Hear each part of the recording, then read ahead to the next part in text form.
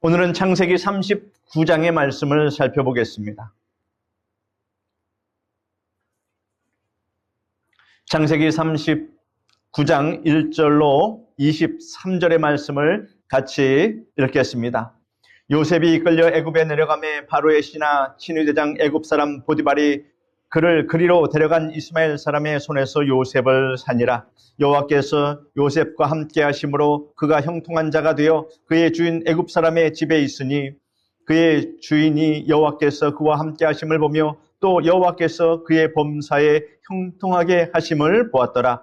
요셉이 그의 주인에게 은혜를 입어 섬김에 그가 요셉을 가정 총무로 삼고 자기의 소유를 다 그 손에 위탁하니 그가 요셉에게 자기의 집과 그의 모든 소유물을 주관하게 한 때부터 여호와께서 요셉을 위하여 그 애굽 사람의 집에 복을 내리심으로 여호와의 복이 그의 집과 밭에 있는 모든 소유에 미친지라.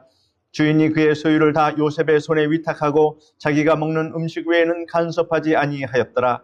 요셉은 용모가 빼어나고 아름다웠더라. 그 후에 그의 주인의 아내가 요셉에게 눈짓하다가 동침하기를 청하니 요셉이 거절하며 자기 주인의 아내에게 이르되 내 주인이 집안의 모든 소유를 간섭하지 아니하고 다 내 손에 위탁하였으니 이 집에는 나보다 큰 이가 없으며 주인이 아무것도 내게 금하지 아니하였어도 금한 것은 당신뿐이니 당신은 그의 아내임이라. 그런즉 내가 어찌 이 큰 악을 행하여 하나님께 죄를 지으리까? 여인이 날마다 요셉에게 청하였으나 요셉이 듣지 아니하여 동침하지 아니할 뿐더러 함께 있지도 아니하니라. 그러할 때 요셉이 그의 일을 하러 그 집에 들어갔더니 그 집 사람들은 하나도 거기에 없었더라.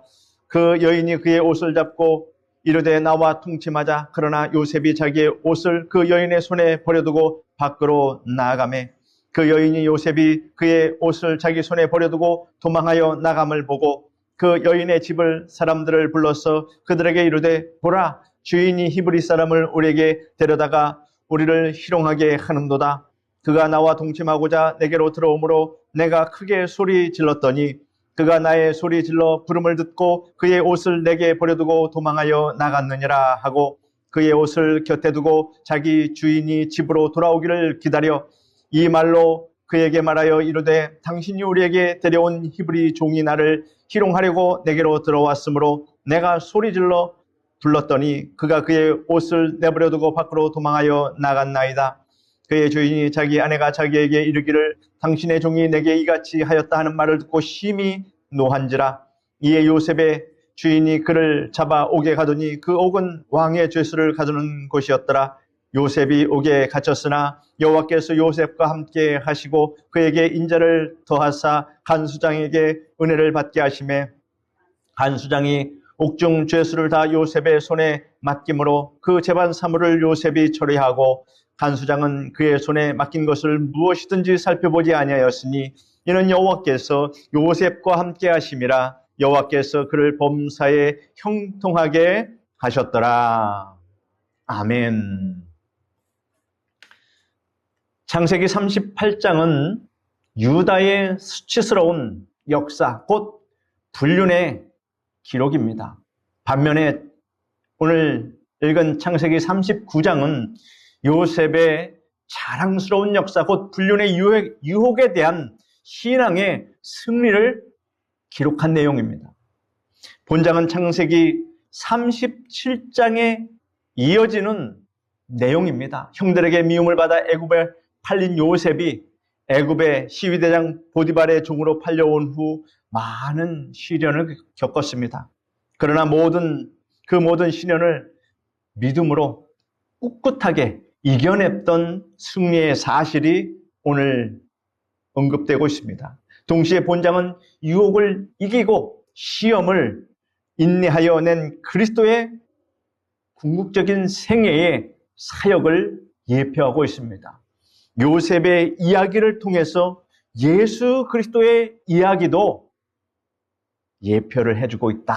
그런 얘기입니다. 그러므로 요셉의 이야기를 통해서 여러분 예수 그리스도의 사역을 잘 오버랩시키면 은혜가 크게 될 것입니다.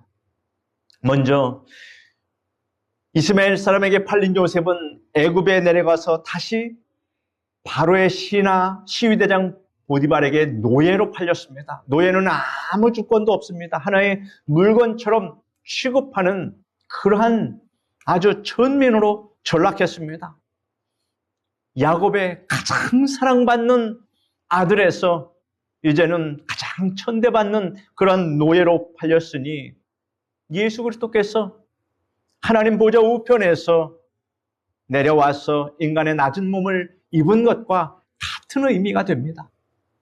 그가 애굽으로 팔려간 시기는 요셉이 17살 되던 해로 주전 1898년으로 추정됩니다. 요셉은 비록 노예의 신분이었으나 일반 평민 가정에 팔리지 않고 애굽 바로왕의 시위 대장인 보디발에게 팔렸습니다. 이것은 장차 요셉이 애굽 온 땅을 치리할 자가 될 것에 대한 하나님의 계획이 있었던 것입니다.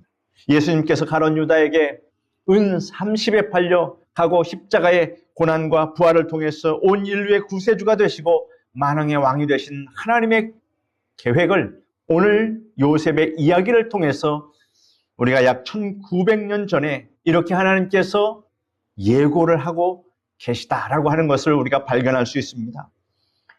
어느 인생이 이 비밀을 알 수 있겠습니까? 예수님 오시기 전 1900년 전에 요셉의 이야기를 통해서 예수님께서 이러한 모양으로 오시고 이러한 억울함을 당하실 것을 어떻게 알아낼 수 있겠습니까? 하나님의 높으신 뜻을 어느 인생이 이처럼 헤아릴 수 있겠습니까? 하나님께서 이렇게 계시하여 보여주시지 아니하면 우리 미련한 인생들은 소경과 같이 볼 수 없다고 하는 것을 우리는 잘 알아야 할 것입니다. 그러므로 하나님의 뜻을 알 수 있는 유일한 방법은 하나님께서 주신 이 말씀을 잘 배우고 깨달아야 하는 것입니다. 하나님의 말씀을 소유하고 말씀을 금과 옥조로 삼는 사람은 참으로 복받은 사람입니다. 보디발 가정의 종으로 들어온 요셉은 환경을 탓하지 않고 주어진 일에 가장 최선을 다했습니다. 원망, 불평하는 사람은 아무것도 이루지 못합니다. 그러므로 여러분 인생에 어떠한 일이 다가와도 원망하고 불평하는 말은 내 입 밖에서 내놓지 마십시오. 그것이 무슨 도움이 되겠습니까? 보디발 집안의 형편이 요셉이 들어온 후로 눈에 띄게 변화되고 좋은 일이 많아졌습니다. 그러므로 여호와께서 요셉과 함께 하시는 그 사실을 이 주인 보디발도 느끼고 깨닫게 되었습니다. 진정한 신앙의 소유자는 그가 처한 환경까지 그 자신의 믿음으로 인하여 이웃에게 복을 받게 하는 것입니다. 신실한 믿음으로 처신한 요셉 까닭에 보디발의 가정은 더욱더 번창하였던 것입니다. 요셉은 고독한 환경 속에서도 하나님과 동행하였고 타인에게 하나님을 드러내 보여주었던 것입니다. 예수님 또한 예수님의 그 사역을 통해서 하나님께 영광을 나타내며 하나님의 모습을 자신의 모습을 통해서 나타내셨습니다. 요한복음 3장 16절로 17절에 하나님이 세상을 이처럼 사랑하사 독생자를 주셨으니 이는 저를 믿는 자마다 멸망치 않고 영생을 얻게 하려 하심이라. 하나님이 그 아들을 세상에 보내신 것은 세상을 심판하려 하심이 아니요 그로 말미암아 세상이 구원을 받게 하려 하심이라 하였습니다. 예수님은 하나님의 이와 같은 뜻을 준행하고자 온 마음을 다하여서 하나님의 뜻을 받들어 하나님을 영화롭게 하였으며 하나님을 나타내었다는 사실을 믿으시기를 바랍니다. 사도 바울이 빌립보 성도들에게 이렇게 말했습니다. 그는 근본 하나님의 본체시나 하나님과 동등됨을 취할 것으로 여기지 아니하시고 오히려 자기를 비워 종의 형체를 가지사 사람들과 같이 되셨고 사람의 모양으로 나타나사 자기를 낮추시고 죽기까지 복종하셨으니 곧 십자가에 죽으심이라 말씀하고 있습니다. 요셉이 비록 형들에게 팔려 비천한 노예 신분으로 낯설고 물선 애굽 땅에 살았지만 주어진 환경 속에서 최선을 다하여 맡은 사명을 감당하는 모습은 바로 예수님의 그 모습을 떠오르게 합니다.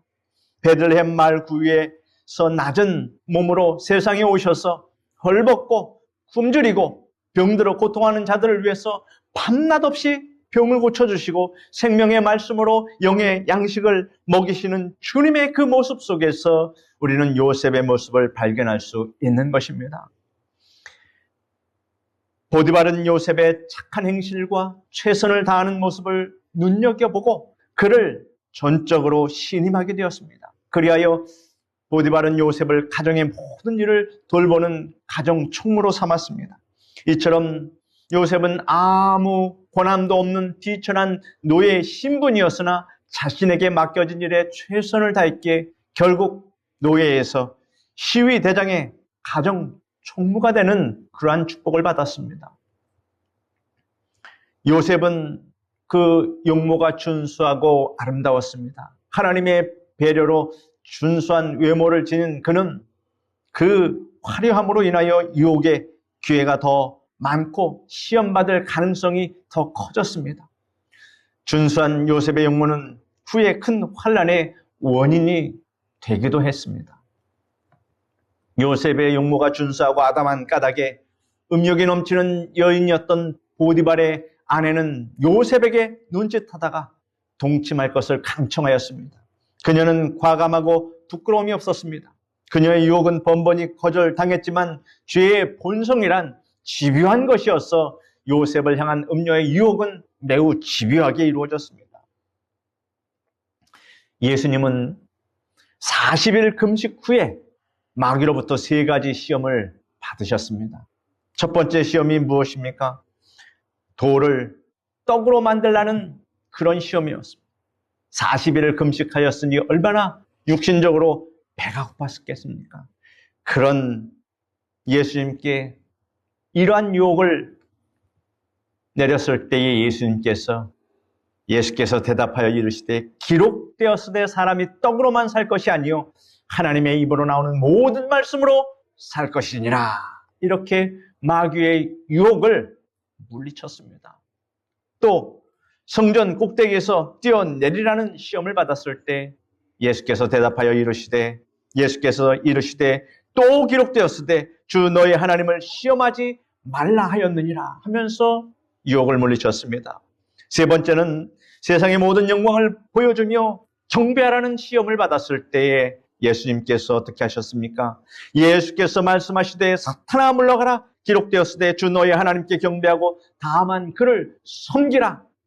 이렇게 말씀으로 물리쳤습니다. 예수님 모두 기록되었으되 하나님의 말씀으로 대응하시며 이 시험을 모두 이겨냈음을 여러분 잘 보시기를 바랍니다. 그러므로 여러분 또한 이 세상 유혹과 사탄의 악한 권세들을 이길 때에는 반드시 하나님의 말씀으로 전신갑주로 무장하는 여러분 되시기를 바랍니다.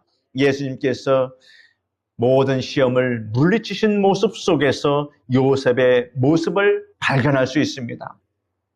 요셉은 보디발 아내의 유혹을 물리쳤습니다. 그는 신속하게 거절하여 유혹에 동조하는 듯한 인상을 전혀 주지 않았습니다. 그녀의 유혹은 강하였고 거절은 곧 핍박을 의미하는 것이기도 하였습니다. 그럼에도 불구하고 요셉은 단호히 거절했던 것입니다. 결국 뜻을 이루지 못한 보디발의 아내는 요셉을 모함하였습니다. 악의 본성이란 사람을 죄에 물들이고자 하되 실패하면 최소한 상처라도 남기는 그런 악한 본성이 있습니다. 악한 자에게 여러분 선한 것을 기대하지 마십시오.